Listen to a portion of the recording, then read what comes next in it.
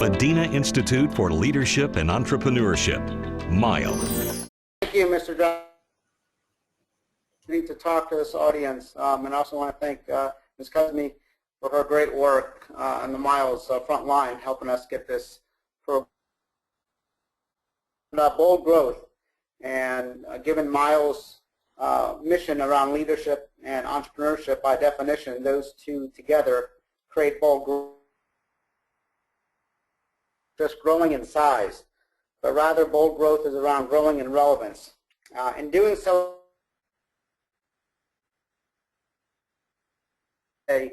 growth is in many dimensions available in many ways. However, the pursuit of talent to help them with that growth is one of the biggest challenges.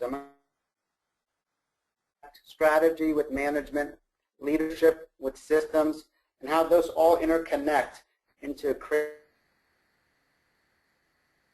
the opportunity today, and I look forward to the questions toward the end. As you mentioned earlier, Mr. Jeffrey, this is a presentation that's been put together of companies over the last 18 years. And with that, every one of those, each one of them brought a unique grow. How do you get your leaders working on bold growth by inspiring your front line to run the business on their own? And we're going to share today is really how do you define bold growth, why is it important, what are the barriers to growth, what are success factors, and then a roadmap for the audience to take upon themselves for growth. One area that I want to share is from an entrepreneurship perspective. I've invested or started in right now about 19 different companies.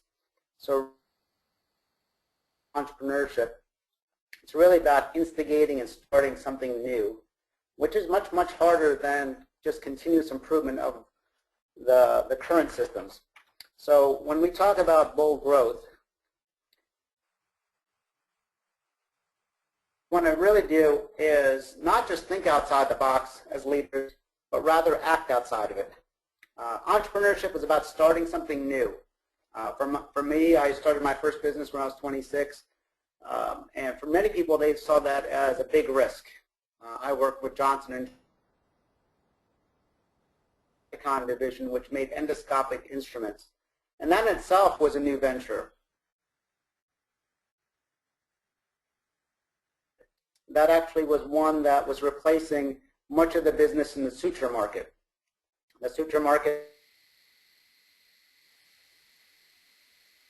and metal staplers take over that business. So rather than resisting it, J&J pursued that. And I had the opportunity to work with some very talented people in my early years to really help them develop and design a business model to pursue that. And today that's a multi-billion-dollar business in and of itself. So bold growth really is around starting something new, making bold bets, taking calculated risks, not high bets that are unknown. And what we want to do on the way is really acquire talent, just like an entrepreneur who's started their own business. You're trying to acquire talent, acquire knowledge, and really put together a team that can grow with you. Whether it's Elon Musk with Tesla, Bill Gates, Henry Ford, Richard Branson, all these folks have really put together a team towards something bold. Now, one of the limiters that I see today, more than anything else, it's to bold growth, it's not market opportunity. I see today more than ever before, there's unlimited opportunities for growth. What is the limiter many times are the skills, the resources, and more importantly, the confidence to pursue those bold growth, especially as a company gets larger. When a company is young, it's actually incentivized to take bold risks. However, unfortunately, as a company grows and becomes much more secure, much more solid, they actually feel that they have more to lose, so they actually avoid risks. And that's a shame because they're the ones who are best positioned to take those bolder bets. And what I want to share with you is working with companies that are larger, well-established companies, what have been the keys from their side around developing professional systems, while at the same time working with the smaller family-owned businesses of how do you infuse that entrepreneurship in there. And there's an intersection between professional systems and inspiring leadership and entrepreneurship. And that's what we're going to share today. When you talk about bold leadership, the one item that I look at is one of the key roles of a leader is to look out in the future. One example that comes to mind is a recent one of an entrepreneur who started a business 5 years ago producing aluminum ramps for wheelchair accessibility. And a number of years ago, he was able to spend time talking to his customers around where their business was going to be 2 years from now. For an entrepreneur who has less than 20 employees, for him to spend time talking to customers about where they're going to be 2 years from now was a unique situation. And for him to have that ability, both time and confidence, he had an operations manager who she was taking some of the components that they were producing, which were welded parts, and working with suppliers to see if they can figure out ways to cast those parts rather than weld them. Because she was looking out to say, hey, our welding capacity is going to be a problem in the near future. And she was able to do that because your frontline team owned the day-to-day running of the business. So one of the elements around Run, Improve, Grow is how do you give leadership the confidence that the frontline owns the run, middle managers are working on proactive improvements, not just reactive improvements to make things more efficient, and the front line truly owns the day-to-day running of the business. That business this past summer grew 104%, and for a business that's 5 years old, manufacturing a new product, and they've got right now a plan of growing 8-fold in the next 5 years. And again, whether it's my experiences with big companies such as Johnson & Johnson or others, it really comes down to management capacity. The single limiter to business growth is not opportunities, it's management capacity. So when we talk about bold growth, what is it? So when I look at it, my definition of bold growth is the new. It's the new products, the new services, the new markets. It's the new geographies. Doing more of the same and building that's part of your core business. To me, that's part of the run. So if you've got a product or a service that you're currently producing to a current market and you're growing that in size, that doesn't necessarily make you more relevant. That just helps you gain more market share. When I look at bold growth, and growth in my definition, it's new. Taking your existing products to new markets. It's taking your existing and expanding it to new markets. Whether it be, for example, in my situation, I started a training firm and now producing a book. So it's taken our existing products to new markets. Whether it be, in this case here, an organization that does hands-on learning and turning into a website or an online learning. Those are harder because it requires people to be activators. It requires them to go into an uncharted territory. And unfortunately, most management systems don't have a method to support that. They have a method to support the current systems. And how do you make it more reliable? So when we talk about bold growth, it's really creating entrepreneurship within a company and being able to stay very, very relevant. And why is relevant? When I look at growth, growth is about being relevant. It's basically converting somebody who used to sell the telegraph into a telephone.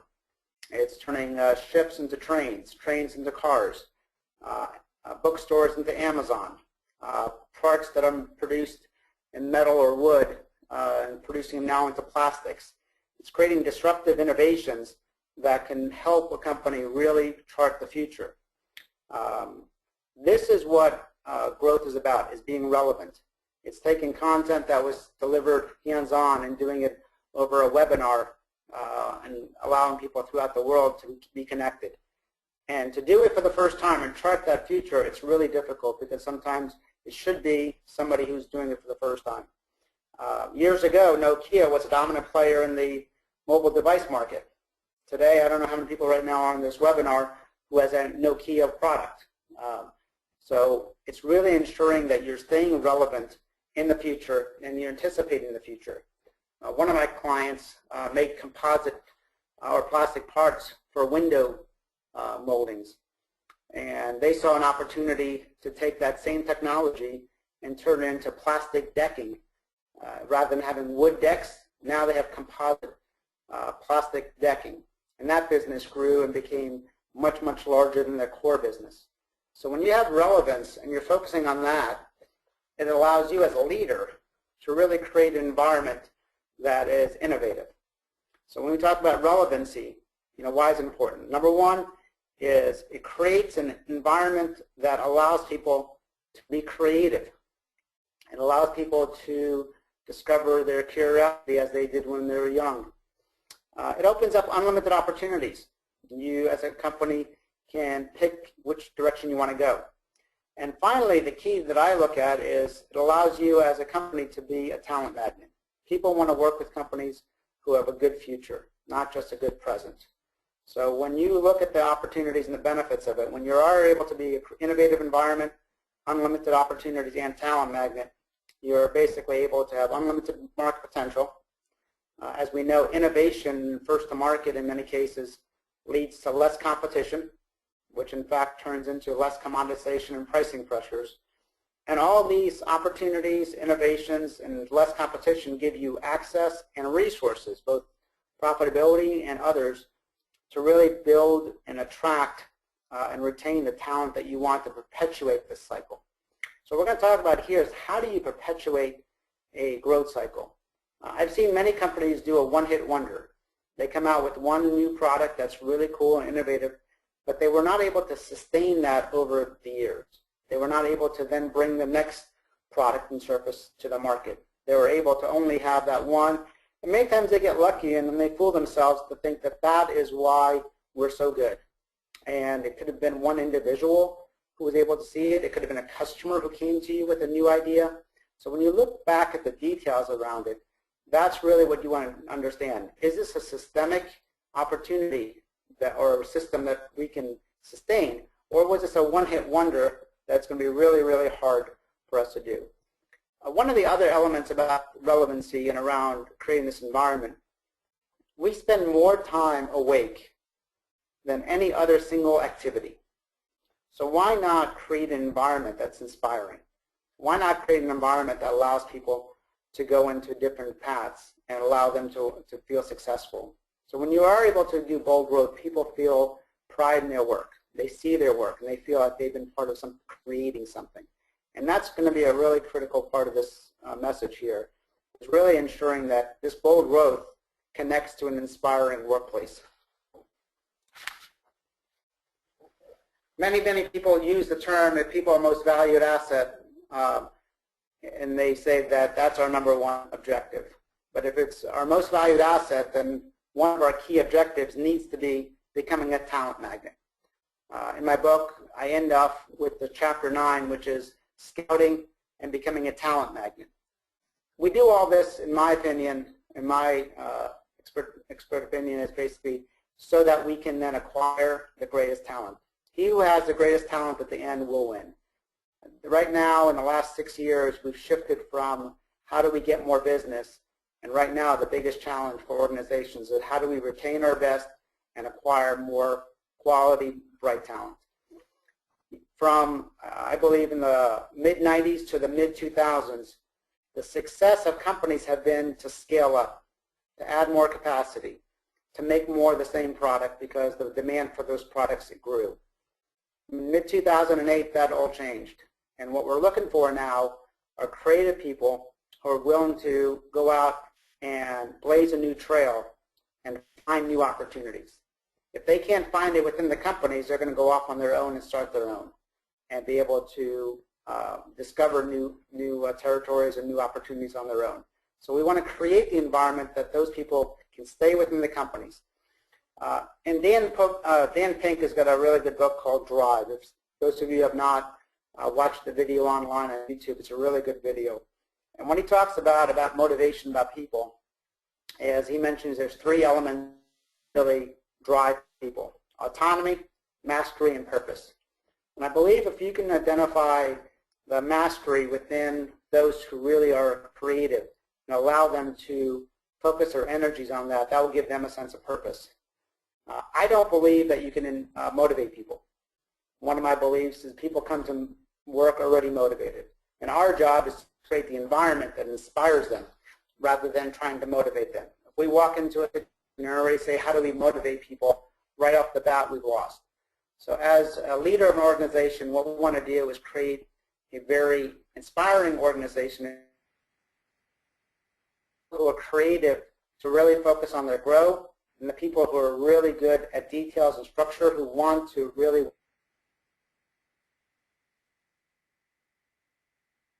not judge people based on their skill and put them in certain roles based on their, if I'm a senior, if I'm an engineer, it doesn't mean that I should be part of a growth team. So when I look at an organization, the ones who really get it are the ones who are able to put their people in the right situation.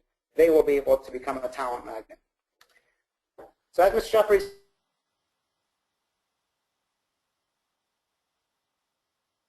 700,000 man-hours of working with a couple hundred companies and really putting together a system called Run, Improve, Grow. And it's a very simple, and it's one that allows people to have a common language. And we're going to talk about of how the organization works together. To really build and create a bold culture, what we need to do is put people in the right zones and allow them to work together in an integrated way. I've got 3 daughters, and yesterday they had their soccer game. And for those of you in other parts of the world, they played football. As we look at them, I've got a 10-year-old and I've got twin 8-year-olds. The younger they are, so everybody is kicking at the ball, kicking at the ball, kicking at the ball. But as we know, as we progress to the different levels, they should eventually play their position. They should eventually anticipate where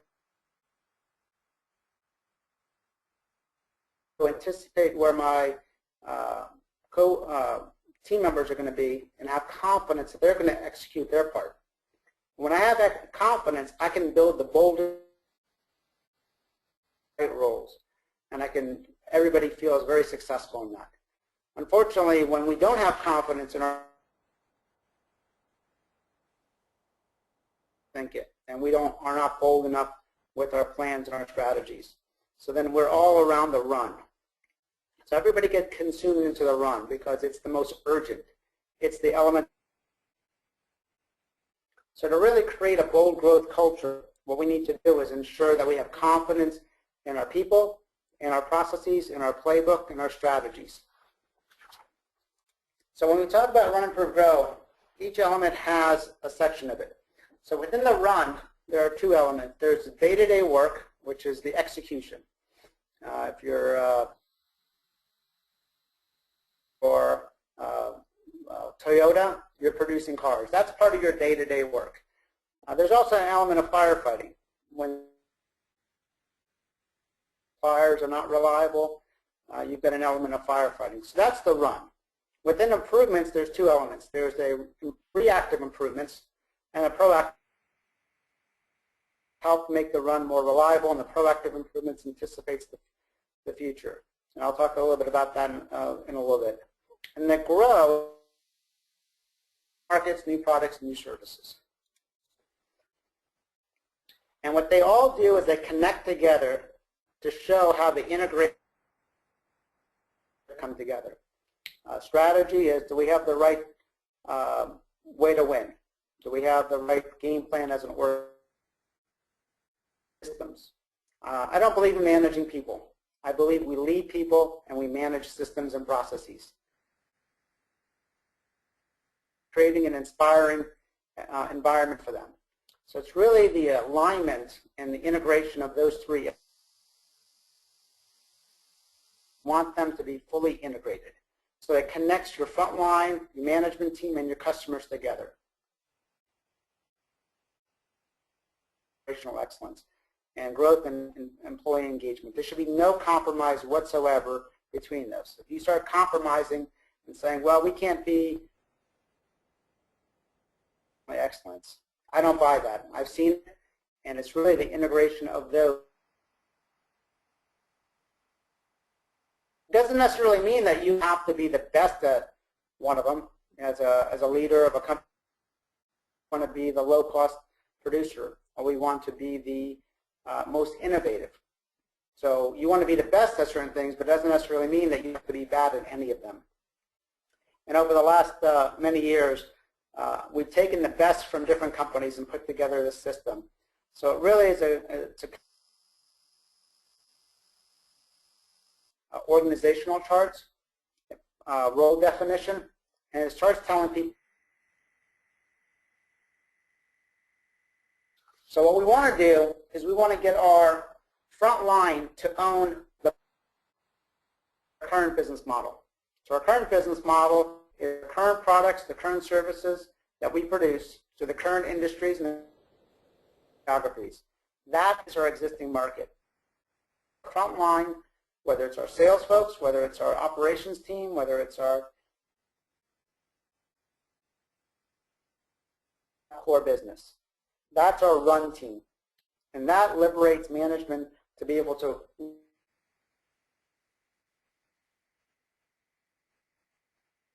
lead. And that means that they are looking around the corner that others can't.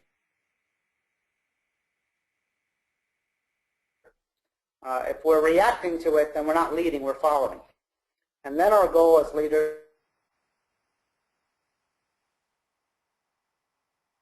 everybody else. This is actually very, very hard work and takes a lot of effort and time. Day-to-day operations. Or others say to themselves, well, you know what, I'm not really good at this. So they use excuses like, well, I'm needed in operations. I need, rather than going out there and really creating an environment for them to grow. So what we do is basically have to have a set of measurements. How do we measure success? So one of my measurements that I use is how much time are leaders and various people working. What percentage of their day are they in each element? And this is from many companies over the last few years to see the ones that have been able to significant targets. One of the first clients that I worked with, their senior manager, a senior vice president of operations, was spending 15% of his time on the growth. In about 6 years, he moved that from 15% to 80%. Increase in their growth, and we're able to only add 165% more people to do that growth, which resulted in a 250% improvement in productivity. Mentioned in soccer, you know, we want to have confidence in our playbook so that we're able to work on the next level. And also, unfortunately, many companies really work on process improvements. They work on different systems, different technologies. Those processes make the process more efficient, but in reality, so the goal of all those improvement initiatives should really be around confidence to free up management. The biggest waste is not in the process itself. It's actually in the management activities of the managing the day-to-day business. What you now are the barriers, and as I mentioned earlier, there's 3 of them that everybody tends to respond to, which is capacity, resources, and skills. But I'm going to go to you what I've analyzed as 7 different elements that I've seen, and I'm going to share with you a couple of them. Number 1, mediocrity. Many times we spend our time performers. We spend time catering to the lowest common denominator. We put expense report systems in place. We put different meetings just to manage the poor performers. This in itself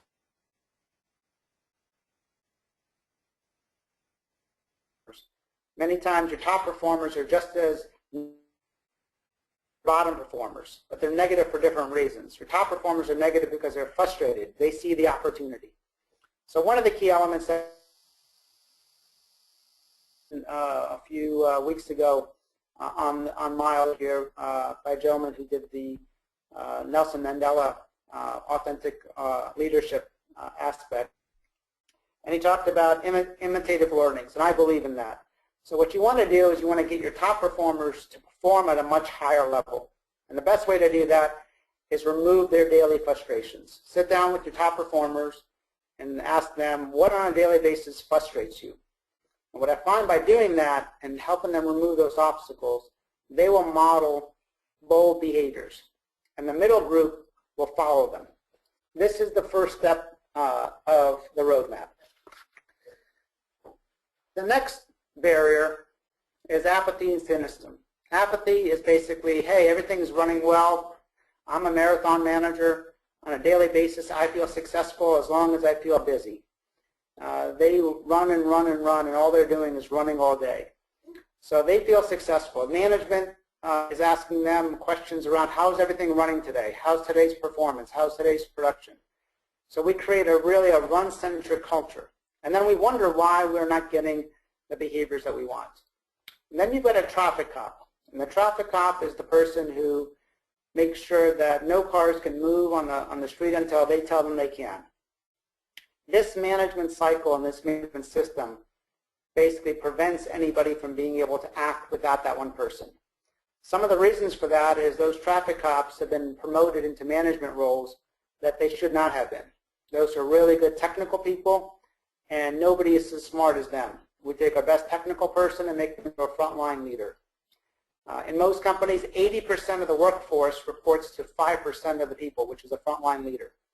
If you really want to create a bold culture and fearless frontline, you really have to ensure that your frontline leaders are selected based on their ability to inspire people, not on making sure the work gets done. Which leads us into the next piece. The reason why we select many times those people who are great technical people and great firefighters is because we have unreliable systems. Our systems are unreliable because as the business has gotten more complex, we've added more things to it. So imagine if we're running this webinar today on a Windows 95 PC after I've loaded a video production software and my daughters are making videos of themselves on the trampoline. It would run slow. And when I look at organizations, they keep adding and layering on and layering on and layering on more procedures, more systems, more processes. Many times because the business has gotten more complex, and many times it's because some of their poor performers failed. So rather than dealing with that directly and recognizing maybe we did a poor job hiring, training, etc., they tend to add it on. And what happens is you just slow down the whole organization, and it becomes more complicated. And that complication then allows the organization to be concerned and create a lack of confidence of their ability to make bold promises. They can't go out to their customers and promise shorter lead times. They can't promise them better cost. And what it does, it basically creates a system that middle managers get sucked into the run. And when we can't make bold promises in our core business, there's no sense of us going out to customers to talk about the future. We can't have a conversation with them. So one of the key elements in this solution is to simplify, standardize, and then automate. The hardest piece of that is not the automation. Many people are spending a lot of money on technology.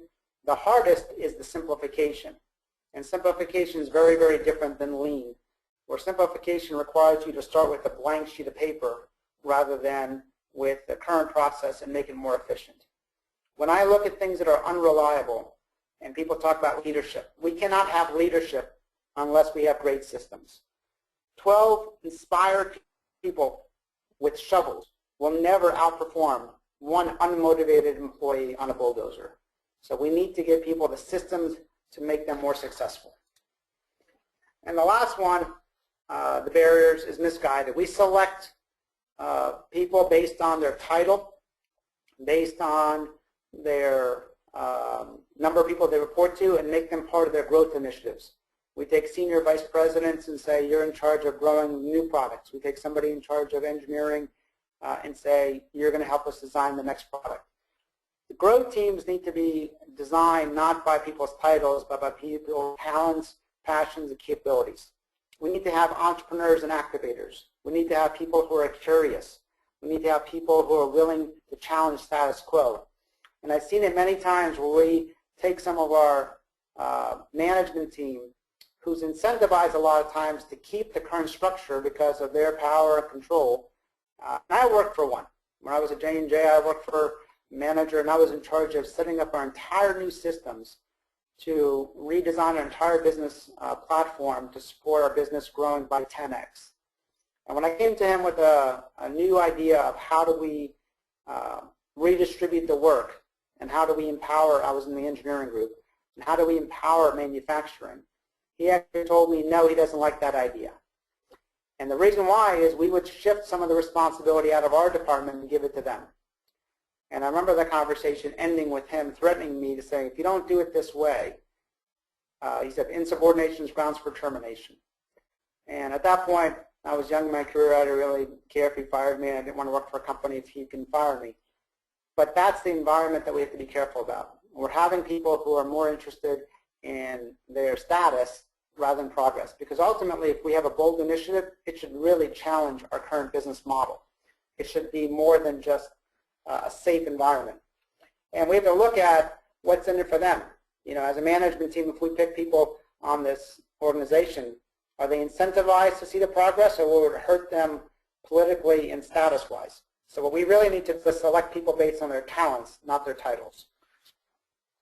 So as we talked about, so the 7 of them are, you know, cynicism, negativity, unreliability, mediocrity.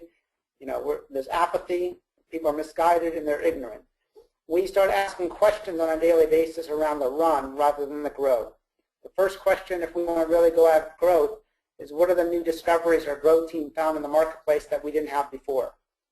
So when we look at starting a process to change this, what we want to do is we want to spark an environment that has bold outcomes. And one of the things I said, I believe earlier, is that people come to work already motivated. We don't need to motivate them. So we have to assume that they already have a fire within them. And the management system, think of it as the oxygen. So the 3 things that you need to create a fire: you need oxygen, you need fuel source, and you also need a spark. And a spark is really a design project by management team that aligns the motivations of the people with the direction of the future. And when I look at a spark, which is basically an employee moment of truth, this is when we start realizing we are a bold company. These are the 9 outcomes that I shoot for. You know, you want to make it a positive, memorable experience. Everybody's respected.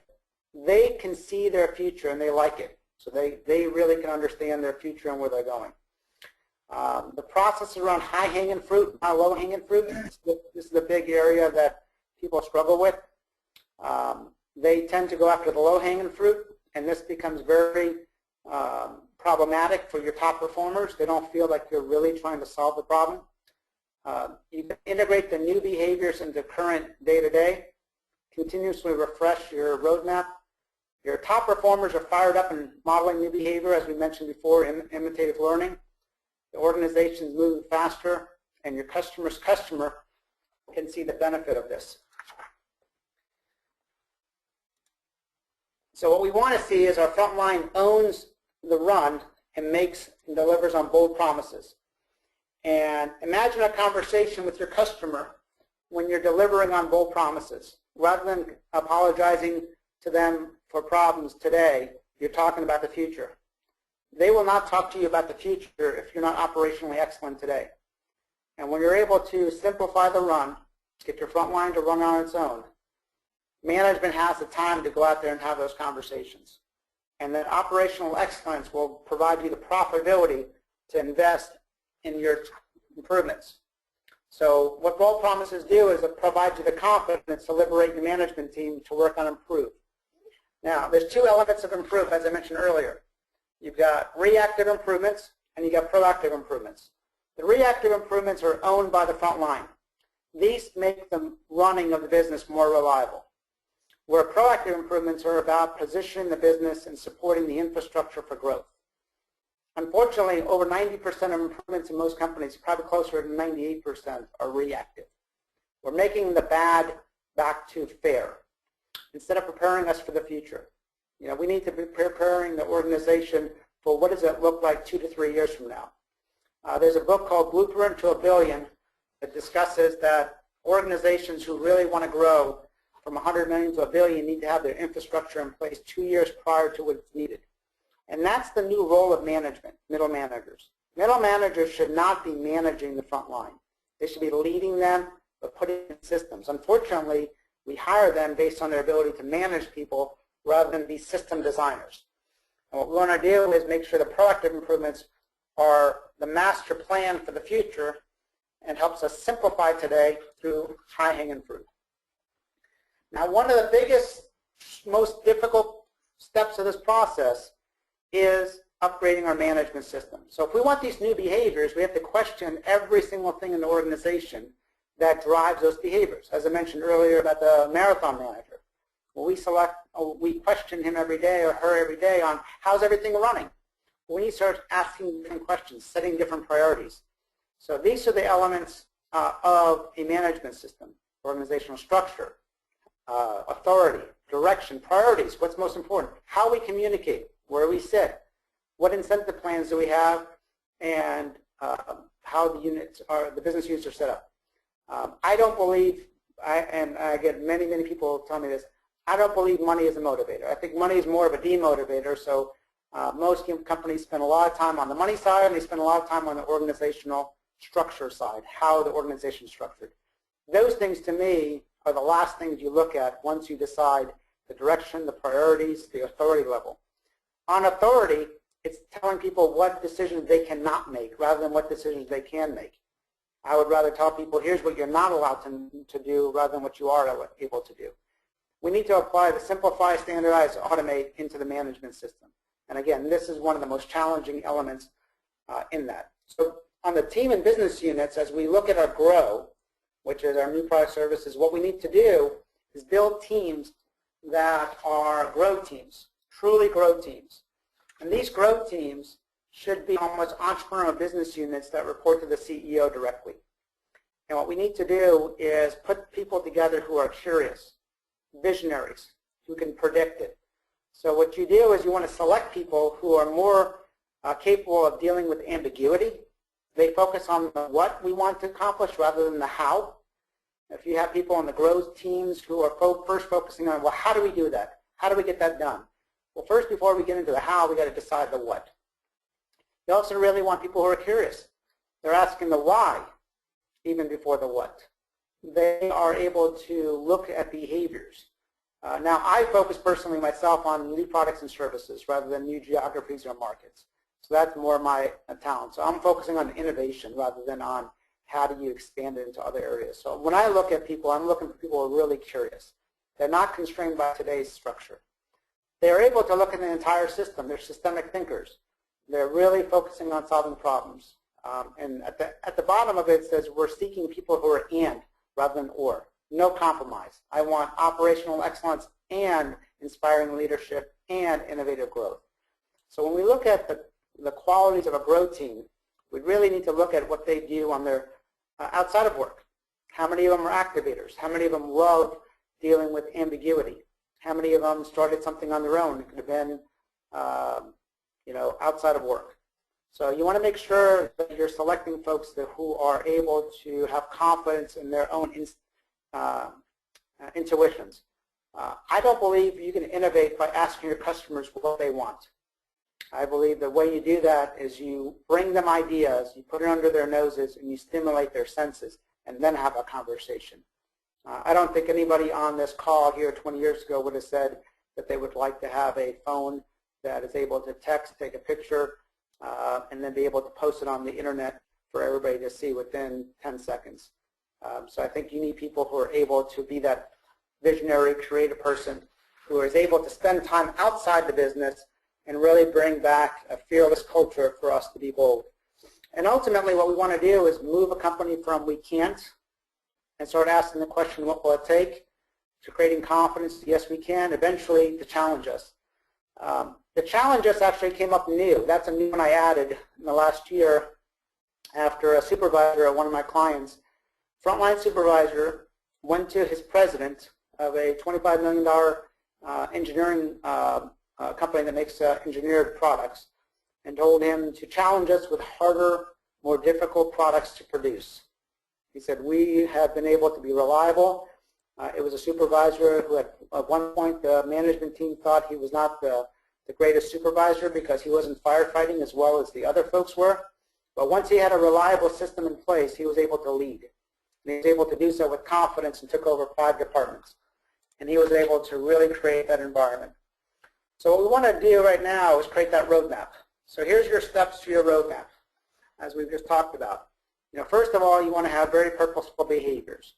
You want to define them based on how you want people to act. So we want them to be bold. Let's do that. We set high standards for those behaviors that are modeled by our top performers through an engineered spark.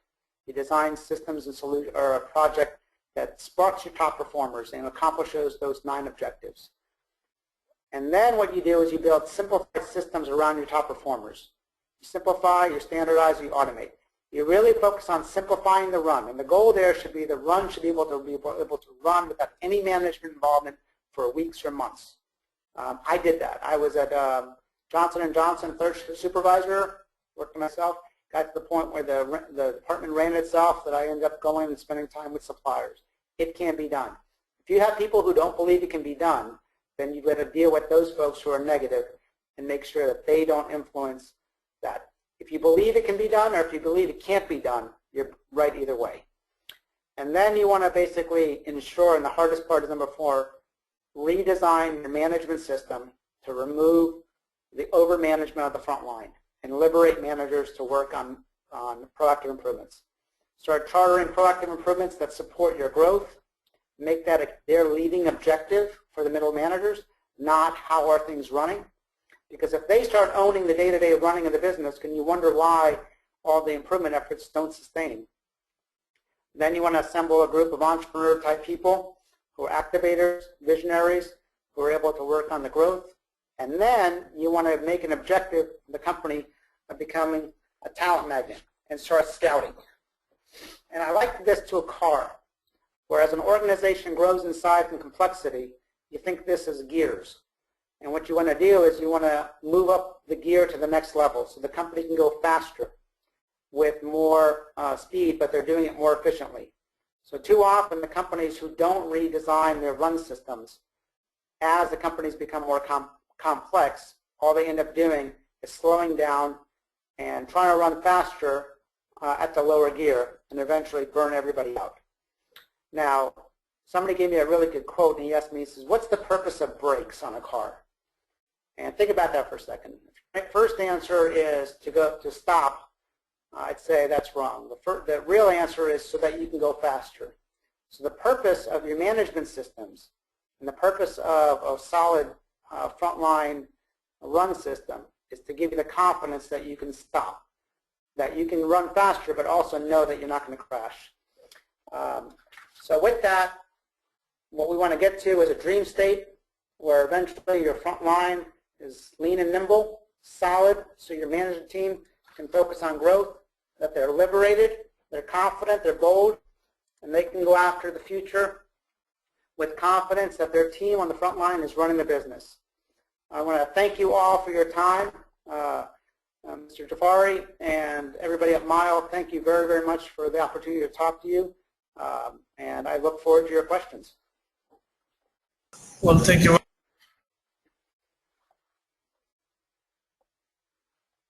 Folks, we are open for the question and answers. If you have any questions, you can put it in the question box. I would be happy to read them over on your behalf, or you could raise your hand. There's a hand icon available on the webinar console. If you click on it, I'll give you an opportunity to speak to the speaker directly.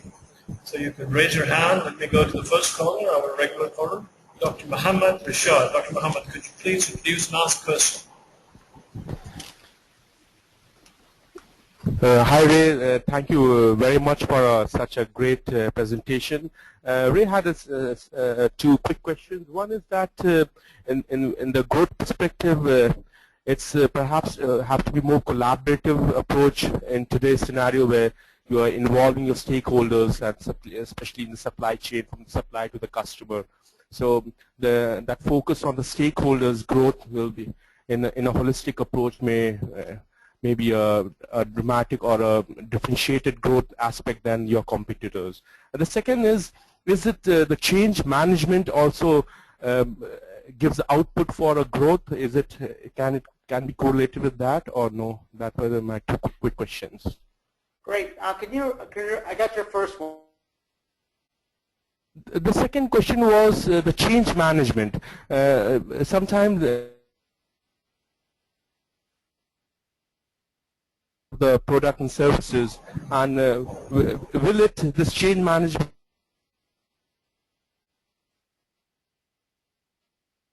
was my thing. Like yeah. Oh, great question. So the first question on the cooperation, absolutely. Growth are complex than before. So really, the innovative growth requires an entire systemic review. So when you saw earlier, it's the entire chain. So you're getting not only is your sales, finance, tech, you also bring in your suppliers. So in my book, I actually talk about that in Place and Win Bold Bets. I mentioned even getting in your past customers, key suppliers, people who worked for your company in the past who are going to be more fearless. And what you want to do is create the collaborative group. What you want to ensure is you don't have too many.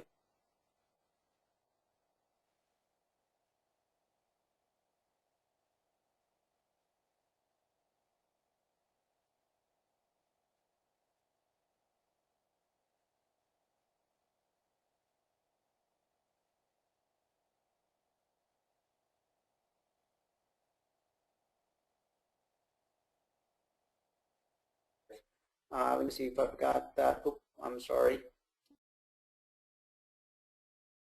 Initiative here that people can see their future rather than just hear about it. I'm going to try to flip to that as we're talking here. But this spark really is one that, so when you're talking about change management, I believe that you can't tell people what the future is going to be. You have to show them. So as part of change management, you're also beginning to show them what growth looks like. So that's the integrating the new with the current today. Great questions. Thank you.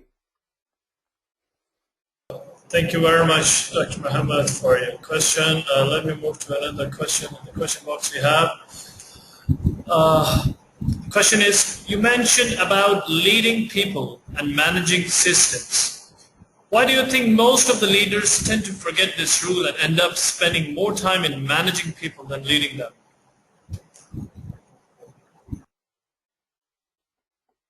You were breaking up there. What I heard was you mentioned leading people, but most people are spending their time managing people than leading them. Yes, sir. I mean, why do you think most of the time why do you think most of the time they are spending in managing people the time than leading them? Great question. So I would say there's a couple of different answers. Number one, that's what their bosses before them did. So they're modeling the behavior of what they've seen before. Number two is the questions we ask on a daily basis don't rely or depend upon them leading people. So here's a question that I would ask people if you want them to lead people. What are the current improvement plans for your team for this week to develop them? Is that a question that we ask in our daily meetings? As opposed to, how's production going today? So our management system dictates our priorities. And then our history of what we've seen others do in the organization to be successful drive us to say that's what the organization wants.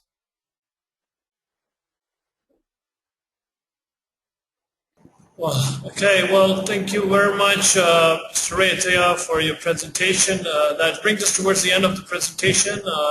Folks, I understand today we were encountering a little bit audio glitch, for which we apologize. But, Mr. Ataya, any concluding remarks that you would like to give before we dismiss out?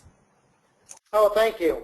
When you look at, I guess, bold growth, it's actually the integration of how the whole organization works. It's more. There's more opportunities today for bold growth, yet it's much more difficult or much more complicated than ever before. And if we look at it as an isolated, we're going to work on this department or this function, we are losing an opportunity. We have to really go after the high-hanging fruit. It's no longer, a high tide will lift all ships. Those companies who have been doing this for the last couple of years are succeeding in ways that we've never seen before. Now is a time for bold growth. And now is the time for leaders to look at this as an entire strategy and a systemic view. Thank you, Ali, for the opportunity and the forum. Great job on your side. Thank you. Thank you very much once again, Mr. Rayatha, for a very wonderful presentation. Folks, some of you have requested to share this link for the soft copy presentation to download. You can download it from Mile Community, which is community.mile.org. The precise link was broadcasted to the chat box in the webinar console, but you can always check it from community.mile.org. You can log in, register for free, and check the download sections. We are recording this webinar, which will be also uploaded on the same community in the next couple of days. Also, please do visit our upcoming programs on high-performance healthcare organizations, which will be commenced November 1st in Madinah, Kingdom of Saudi Arabia, which is hpho.mile.org. We are having a full month of webinars and every day almost this month, so please stay tuned to webinar.mile.org. With that note, Madinah Institute for Leadership and Entrepreneurship, MILE.